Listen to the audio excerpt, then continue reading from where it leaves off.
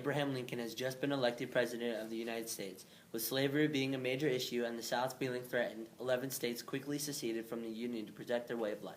The North, trying to protect the Union and keep the United States together, are forced to take action. Both sides know a war is at hand. Both sides have different ways to prepare. I see this war is going to take two shapes, an eastern front and a western front. I agree. The Confederate head lies in the east in Richmond, and while the body lies in the west, where it draws its supplies. If we can get to Richmond, the Confederate capital, our troops can capture the Confederate government, and this would be a quick war. Yes, but we could also take the Mississippi River from using the river supplies its troops to the troops. It would also leave Arkansas, Texas, and Louisiana out to dry from the rest of the Confederacy. Either way, I don't like it. The nation needs to be preserved. Bloodshed is certain to come. Hopefully it will be quick and not wasted. General Lee, it is great to see you here supporting Virginia, the South, and our way of life. You are our best hope of preserving our lifestyle. If you would have gone to the North, I wouldn't have envied our task of fighting against you. I am a Virginian and a Southerner. I would never pick up a weapon against my home state. Having Lee here helps our cause, yes, but those Yanks have all the other advantages: more men, more factories, more railways for supplies, and even more farmland. We have cotton in our lifestyles. We are very proud people, but that will not win a war. Yes, gentlemen, we are fighting a different kind of war. We cannot waste our supplies like the North can. I think you overemphasize your task. All we need to do is play defense. If we induce heavy casualties and make it a long war, it will become unpopular in the North. Lincoln will then have to recognize our independence. This may be true, General. We seek no conquest. All we ask is to be let alone.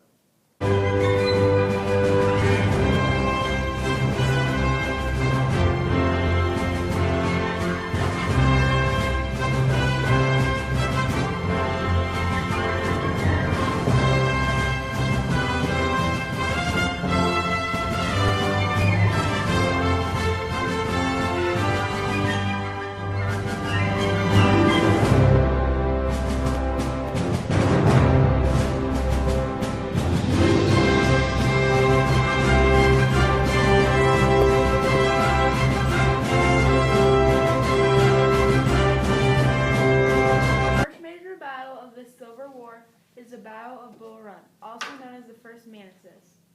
This battle is fought not far from Washington, D.C., the Union's capital. Trying to reach Richmond, 100 miles away, the Union advanced on the South.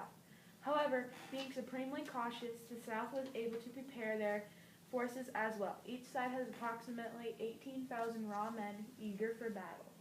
Slowly, man, slowly. We will eventually outflank these rebels. General, none of us have any fighting experience. What is to become of us when the skirmishes begin?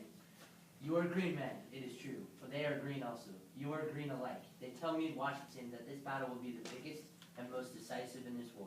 Let's win this battle, march on to Washington, and put an end to this nonsense. This is where it begins, boys. Dig in.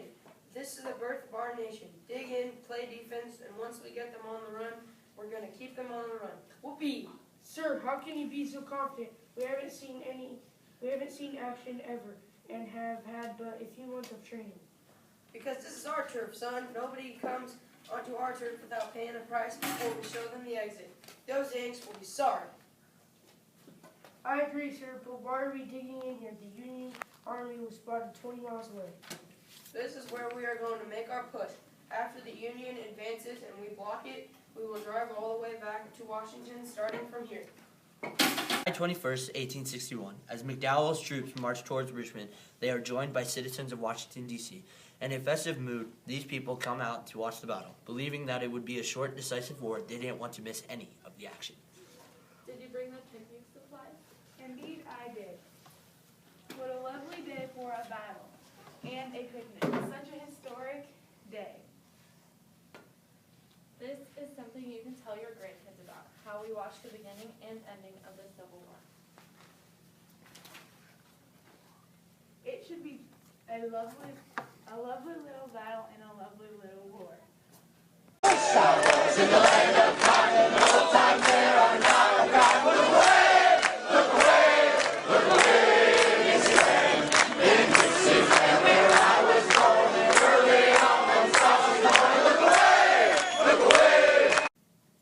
Meanwhile, the Union troops had not gone far when they met up with Confederate soldiers. The battle quickly followed. Then it took place near a small Virginian stream known as the Bull Run. Charge! Give them everything you got, men. The Rebs are retreating. Look at that. We did it. The war is over. We won.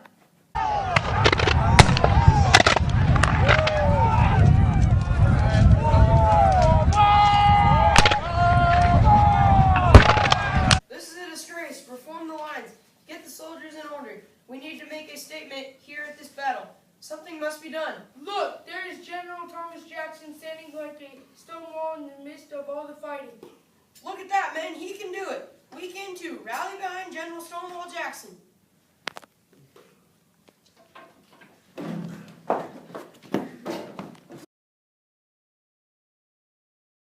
can't be beaten. Retreat. No, men, no. Return to our lines. Don't retreat. Suit yourself, General. See you in Washington.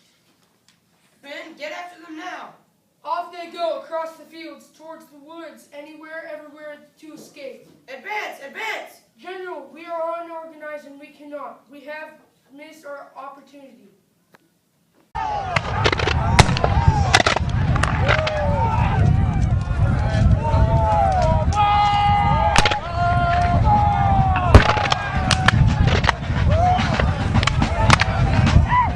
We rejoin both sets of leaders back into the original meeting places. The Battle of Bull Run has been a rude awakening for both groups. Not a good start to the Civil War. I take the blame for McDowell's mistakes, but I am putting you in charge, McClellan.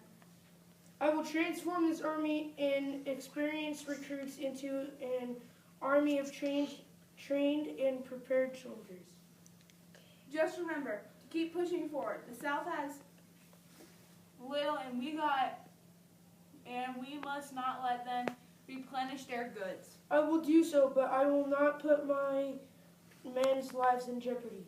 McClellan, you must use our advantages. Push, push, push.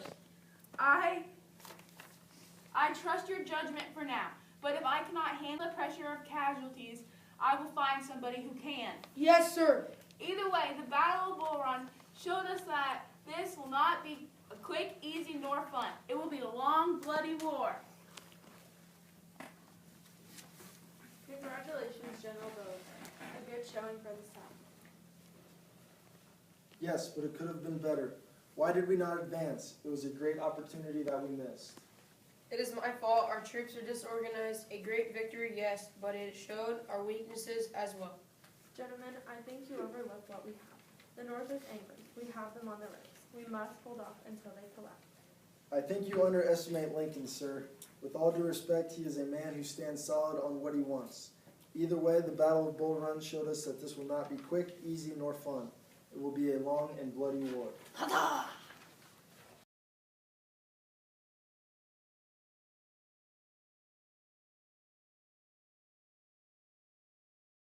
My name is Brooke. I was Abraham Lincoln, the president in 1861. I was citizen 2 and narrator 2. My name is Nathan, and I was General McClellan, who was the leader for the Union, and I was Confederate Soldier 1. Lucas, I was PG-2 Beauregard, General of the Confederacy for Battle of Bull Run. I helped film. I was Stonewall Jackson, Union soldier.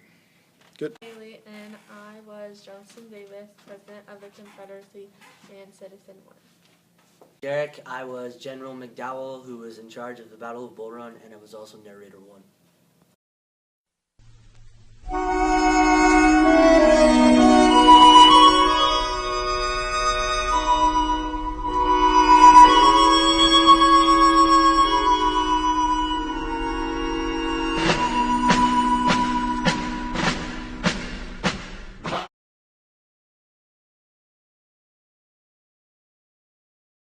using the river supplies its troops to the troops.